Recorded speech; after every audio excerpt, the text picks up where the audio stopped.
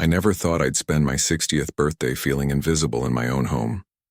The dining room smelled faintly of lemon candles and store-bought cake. Lily had set the table, white plates, folded napkins, everything just so.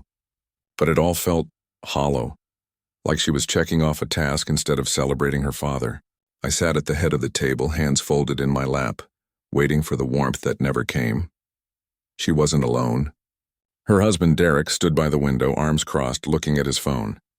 He barely acknowledged me when I walked in. Lily moved around the kitchen with the kind of efficiency that felt rehearsed. No laughter, no stories, just silence wrapped in politeness. Then she sat down across from me.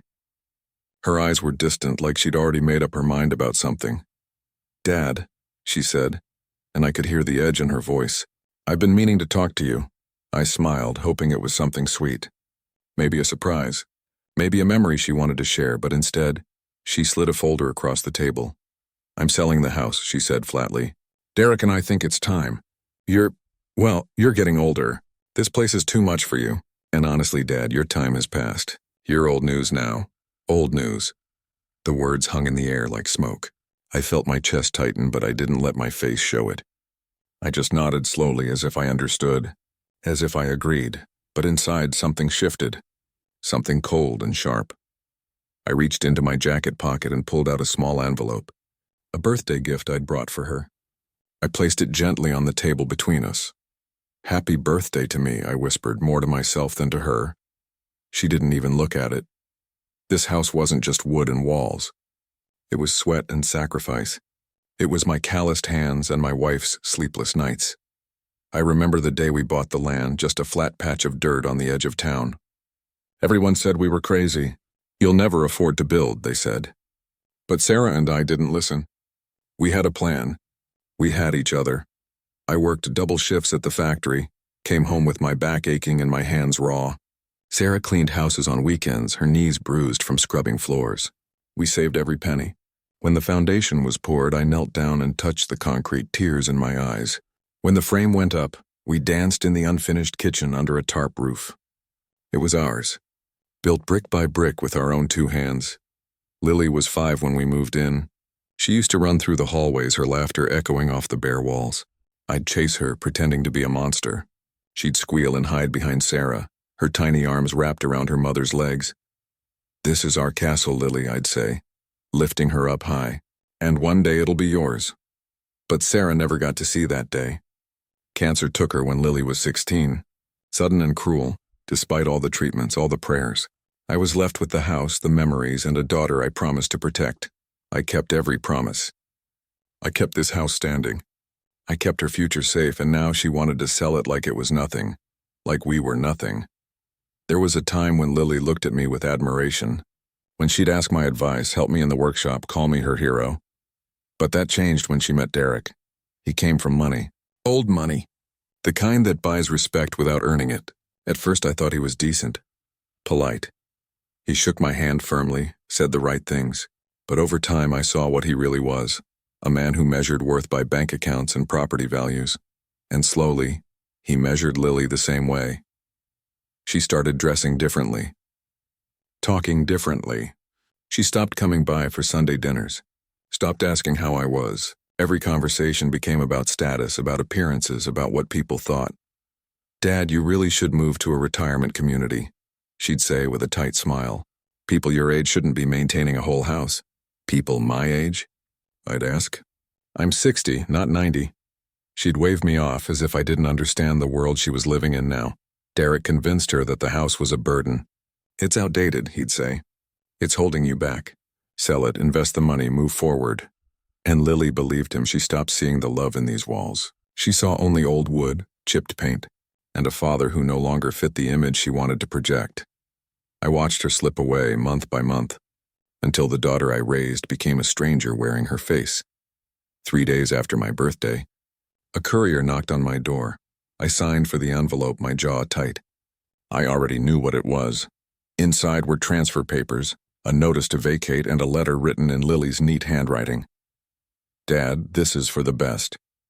The house will sell quickly and you can move into a smaller place. Something manageable. Derek and I will handle everything. You don't need to worry." I read it twice, Then a third time. She thought it was hers to sell. I set the papers down on the kitchen table and stared at them for a long time. My hands were steady now. My mind clear. Lily didn't know. She'd never asked.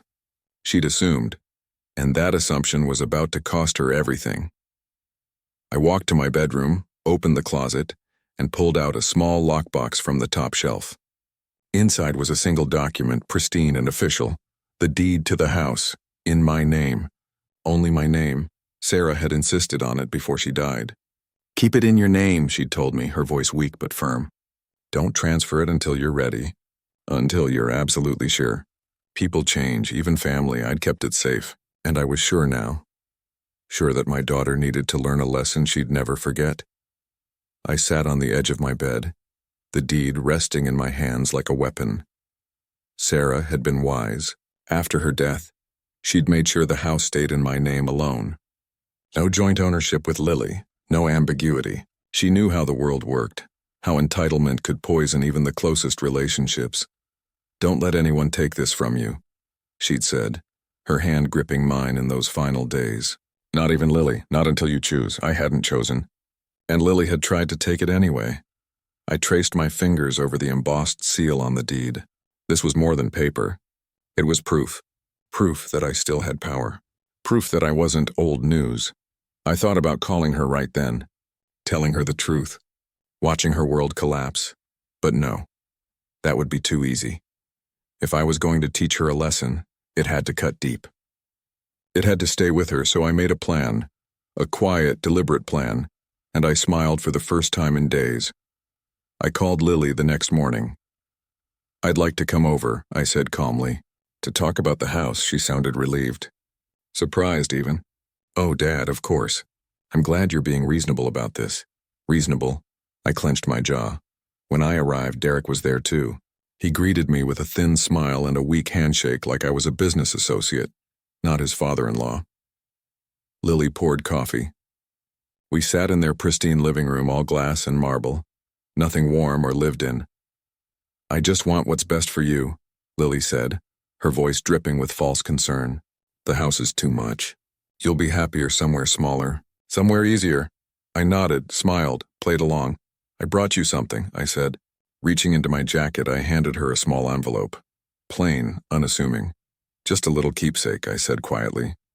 For memories. She took it without interest, set it on the side table, and continued talking about buyers' market value, closing dates. Derek chimed in with financial jargon I pretended not to understand. I let them talk.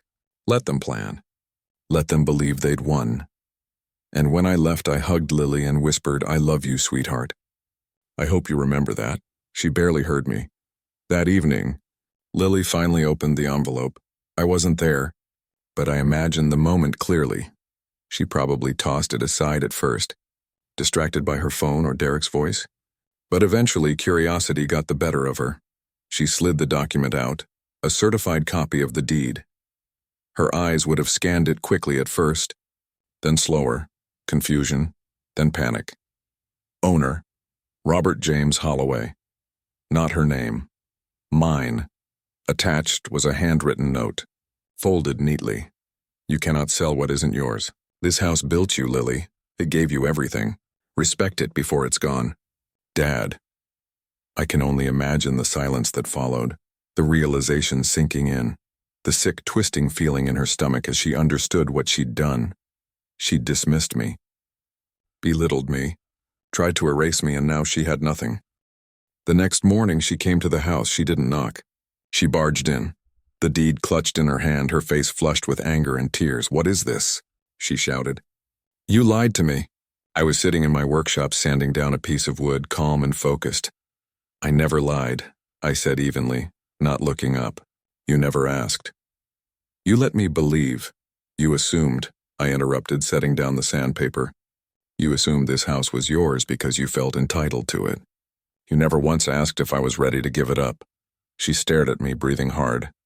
I was going to give it to you, Lily. I continued, my voice quiet but firm. One day, when I was ready, when I knew you'd cherish it, but you treated me like I was nothing, like I was in your way. I didn't mean, yes, you did. The silence between us was deafening. Derek had left by then. Once he learned the house wasn't theirs, he wanted nothing to do with the mess. Lily sank into a chair, her hands shaking. "I'm sorry," she whispered. But I didn't answer right away. Some apologies need to sit, need to burn before they heal. Weeks passed, Lily came back. Not with demands, but with shame. Derek had left her. Not officially, but emotionally. The cracks in their marriage had widened the moment she lost her leverage. She knocked softly this time. Waited for me to answer. "Can I come in?" she asked, her voice small. I stepped aside. We sat together in the living room where she'd grown up. The same couch where Sarah used to read her bedtime stories. The same fireplace where we'd hung her Christmas stockings. "I don't know who I became," she said, tears streaming down her face. "I don't know how I got so lost." I leaned forward, my elbows on my knees, and looked her in the eye. "You got swept up," I said gently. "In things that don't matter. In people who don't see you for who you really are." She nodded, choking on sobs. "I'm not giving you the house, Lily," I said firmly. "Not now. Maybe not ever. But you're still my daughter. And you're still welcome here." She looked up at me, broken but hopeful. "Thank you," she whispered. And for the first time in years, I saw my little girl again. Months later, I'm out in the workshop, hands covered in sawdust, building a new bookshelf. The house stands behind me, solid and proud. The paint is fresh. The windows shine. It's mine, fully, completely mine. Lily visits every Sunday now. She brings groceries, helps with repairs, listens when I talk. She's learning. Slowly. The deed is framed now, hanging in the hallway.